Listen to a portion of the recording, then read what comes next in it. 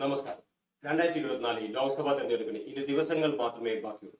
April 26 Kerala ജനത തങ്ങളുടെ വോട്ടവകാശം രേഖപ്പെടുത്തും. ദേശീയ തലത്തിലുണ്ടായ നിരവധി വിഷയങ്ങളും സംസ്ഥാന ഭരണ നേട്ടവും കോട്ടവും എല്ലാം തെരഞ്ഞെടുപ്പിൽ പ്രതിഫലിക്കുമെന്ന് കരുതുന്നു. മുൻ തെരഞ്ഞെടുപ്പുകളെ അപേക്ഷിച്ച് ഇത്തവണ കേരളത്തിൽ BJP സീറ്റുകൾ നേടിയിരിക്കുമെന്ന് ഉറപ്പിക്കാൻ ശ്രീ നരേന്ദ്രമോദി നേരിട്ട് തെരഞ്ഞെടുപ്പ് നേരിടുന്ന കാഴ്ചയാണ് നമ്മൾ കണ്ടുകൊണ്ടിരിക്കുന്നത്. അതുകൊണ്ട് തന്നെ ചില മണ്ഡലങ്ങളിൽ നടക്കാൻ പോകുന്ന ത്രികോണ മത്സരം ഏതൊക്കെയാണെന്നാണ് ഈ വീഡിയോയിൽ നമ്മൾ കാണാൻ പോകുന്നത്. നമുക്കറിയാം, കേരളത്തിന്റെ ഭരണസ്ഥിരാ കേന്ദ്രമായ തിരുവനന്തപുരം കഴിഞ്ഞ 3 തവണയും, അതായത് 2009 മുതൽ UDF സ്ഥാനാർത്ഥി ശ്രീ ശശി തരൂരിനെയാണ് തിരഞ്ഞെടുത്തത്. ഇത്തവണയും അദ്ദേഹം തന്നെയാണ് UDF സ്ഥാനാർത്ഥിയായി മത്സരിക്കുന്നത്. കോൺഗ്രസിന്റെ ഗ്രൂപ്പ് വഴക്കുകളിൽ പെടാതെ ആകർഷകമായ സംസാര ശൈലിയിലൂടെ ദേശീയ അന്തർദേശീയ തലത്തിൽ തന്റെ ഇമേജ് നിലനിർത്തി ഇടയ്ക്കിടെ പ്രത്യക്ഷപ്പെടുന്ന തരൂർ ഏറെക്കുറെ വിജയം പ്രതീക്ഷിച്ച സമയത്താണ് BJPയുടെ സ്ഥാനാർത്ഥിയായി രാജീവ് ചന്ദ്രശേഖർ വരുന്നത്. കഴിഞ്ഞ മോദി മന്ത്രിസഭയിൽ ഇൻഫർമേഷൻ ടെക്നോളജി സഹമന്ത്രിയായിരുന്ന രാജീവ് ചന്ദ്രശേഖറിനെ സാധാരണ മലയാളികൾ അത്ര കാര്യമായി എടുത്തിരുന്നില്ല. എന്നാൽ സ്ഥാനാർത്ഥി പ്രഖ്യാപനം കഴിഞ്ഞ് ആഴ്ചകൾക്കുള്ളിൽ തന്നെ രാജീവ് ചന്ദ്രശേഖർ കളഞ്ഞെറിഞ്ഞു. IT രംഗത്ത് മികച്ച നേട്ടങ്ങൾ കൊയ്ത ചന്ദ്രശേഖർ കൂടിക്കാഴ്ചകളിലൂടെയും ജനസമ്പർക്കത്തിലൂടെയും വ്യക്തമായ മറുപടികൾ നൽകി ആളുകളെ കയ്യിലെടുത്തു. അങ്ങനെ മികച്ച സ്ഥാനാർത്ഥി നിർണയത്തിലൂടെ BJP തരൂരിന് വെല്ലുവിളി ഉയർത്തി. ഇതിനിടയിൽ ഇടതുപക്ഷം കണ്ടെത്തിയത് CPIയുടെ പന്ന്യൻ രവീന്ദ്രനായിരുന്നു. ഇതുവരെ കളങ്കമേൽക്കാത്ത പന്ന്യനും കൂടി ചേരുമ്പോൾ തിരുവനന്തപുരത്ത് ഇക്കുറി ത്രികോണ മത്സരം തന്നെ എന്ന് ഉറപ്പിക്കാം. ചെറിയൊരു ചലനം പോലും വിജയ സാധ്യത ഉയർത്തുമെന്ന് ഉറപ്പായതോടെ മതത്തെയും സമുദായത്തെയും കൂട്ടുപിടിക്കാൻ എല്ലാ മുന്നണികളും മുന്നിട്ടിറങ്ങി. എല്ലാവരോടും കനിയേണ്ടത് 13 ലക്ഷത്തിലധികം വരുന്ന വോട്ടർമാരാണ്. 2019 ലോക്സഭാ തെരഞ്ഞെടുപ്പിൽ 20ൽ 19 സീറ്റും UDFന് ലഭിച്ചപ്പോൾ ഇടതുപക്ഷത്തിന്റെ മാനം കാത്തത് AM ആരിഫിന്റെ ആലപ്പുഴ മണ്ഡലത്തിലെ വിജയമായിരുന്നു.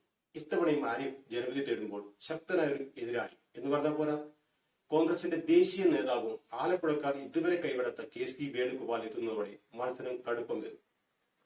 വിപ്ലവ പ്രസ്ഥാനങ്ങളുടെ ശക്തമായ അടിവേറുള്ള ആലപ്പുഴ ഇടതു വലതു മുന്നണികളെ ഇത്രയും നാൾ പരിഗണിച്ചുകൊണ്ടിരുന്നു. ഇത്തവണ ഇതിനൊരു മാറ്റമുണ്ടാക്കാൻ BJP അംഗത്തിനിറക്കിയത് മറ്റാരെയുമല്ല, കേരളത്തിന്റെ ഝാൻസി റാണി എന്ന് BJPക്കാർ വിളിക്കുന്ന അവരുടെ തീപ്പൊരി നേതാവ് ശ്രീമതി ശോഭാ സുരേന്ദ്രനെയാണ്. ഒരു സാധാരണക്കാരിയായ നാട്യങ്ങളില്ലാത്ത ശോഭാ സുരേന്ദ്രൻ ഇതുവരെ മത്സരിച്ചിടത്തെല്ലാം പരാജയപ്പെട്ടു. എങ്കിലും അവർക്ക് ലഭിച്ച വോട്ട് ശതമാനം ഇരു മുന്നണികളെയും അവസരപ്പെടുത്തും. മികച്ച മത്സരം തന്നെയായിരിക്കും ഇത്തവണ ആലപ്പുഴയിൽ കാണാൻ സാധിക്കുക. പൊതുവെ പാലക്കാട് നല്ല ചൂടുള്ള പ്രദേശമാണ്. കൃഷി തന്നെയാണ് മിക്കവരുടെയും വരുമാന സ്രോതസ്. തമിഴ്നാടിന്റെ അതിർത്തി പങ്കിടുന്ന തമിഴ്നാട്ടിലെ കാറ്റ് വീശുന്ന പാലക്കാട് ഇപ്പോൾ തെരഞ്ഞെടുപ്പിന്റെ ഇരട്ടി ചൂടിലാണ്. കഴിഞ്ഞ തവണ UDFന്റെ VK ശ്രീകണ്ഠൻ വിജയിച്ച മണ്ഡലം. എതിരാളികളായി LDFന്റെ A വിജയരാഘവനും BJPയുടെ C കൃഷ്ണകുമാർ എത്തുമ്പോൾ കാര്യങ്ങൾ UDFന് അത്ര പന്തിയല്ല. കഴിഞ്ഞ പ്രാവശ്യം 11,637 വോട്ടിന് UDF ജയിച്ച ഈ മണ്ഡലം പിടിക്കാൻ LDFന് കഴിയുമെന്ന് അവർ കണക്കുകൂടുന്നു. എന്നാൽ BJPയുടെ C കൃഷ്ണകുമാർ ഇരു മുന്നണികളെയും കുഴപ്പത്തിലാക്കാൻ പോകുന്ന ഒരു സ്ഥാനാർത്ഥി തന്നെയാണ്. നേരത്തെ പറഞ്ഞ പോലെ തമിഴ്നാട്ടിലെ കോയമ്പത്തൂർ മണ്ഡലത്തിലെ അണ്ണാമലയുടെ സാന്നിധ്യം പാലക്കാടിൽ ഒരു BJP തരംഗം ഉണ്ടാക്കിയേക്കാം. അങ്ങനെ വന്നാൽ മത്സരം പ്രവചനങ്ങൾക്ക് അതീതമായിരിക്കും. തിരുവനന്തപുരത്തിന്റെ ഭാഗമായ ആറ്റിങ്ങൽ LDFനെയും UDFനെയും മാറി മാറി പരീക്ഷിച്ച ഒരു മണ്ഡലമാണ്. കഴിഞ്ഞ തവണ വിജയിച്ച UDF സ്ഥാനാർത്ഥി അടൂർ പ്രകാശ് തന്നെയാണ് ഇത്തവണ UDFന്റെ സ്ഥാനാർത്ഥി. CPMന്റെ V ജോയിയാണ് മറ്റൊരു എതിരാളി. BJPയെ സംബന്ധിച്ച് അവരുടെ കേന്ദ്രമന്ത്രിയായിരുന്ന V മുരളീധരൻ മത്സരിക്കുന്ന ഒരു മണ്ഡലമാണ്. മാത്രമല്ല, കഴിഞ്ഞ തെരഞ്ഞെടുപ്പിൽ ശോഭാ സുരേന്ദ്രൻ 25% വോട്ട് നേടിയ ഒരു മണ്ഡലമാണ്. ഇക്കുറി നല്ലൊരു മത്സരം തന്നെയായിരിക്കും അവിടെയും V മുരളീധരൻ കാഴ്ചവെക്കാൻ പോകുന്നത്. അതോടുകൂടി ത്രികോണ മത്സരം തന്നെയാണ് അവിടെ നടക്കാൻ പോകുന്നതെന്ന് ഉറപ്പിക്കാം. തൃശൂർ പൂരവും വടക്കുന്നാഥ് ക്ഷേത്രവും തൃശൂർ സ്ലാങ്ങും മലയാളികളുടെ ഹൃദയത്തിലാണ്. പുതുവർഷ ആരംഭത്തിൽ തന്നെ ശ്രീ നരേന്ദ്രമോദിയുടെ സന്ദർശനങ്ങൾ കണ്ടാണ് കേരളം ഉണർന്നത്. റോഡ് ഷോകളുമായി മോദിയും BJPയും ആദ്യമേ കാണുന്നത്. 2019 സുരേഷ് ഗോപി നല്ല മത്സരം കാഴ്ചവെച്ച ഒരു മണ്ഡലമാണ് തൃശൂർ.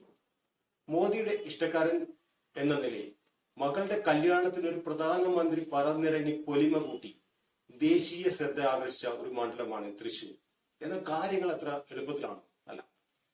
LDFന്റെ VS സുനിൽകുമാർ മാത്രമല്ല, K കരുണാകരന്റെ മകൻ K മുരളീധരൻ വടകരയിൽ നിന്നും മണ്ഡലം മാറ്റി ശക്തമായ വെല്ലുവിളിയുമായി രംഗത്തെത്തുന്നു.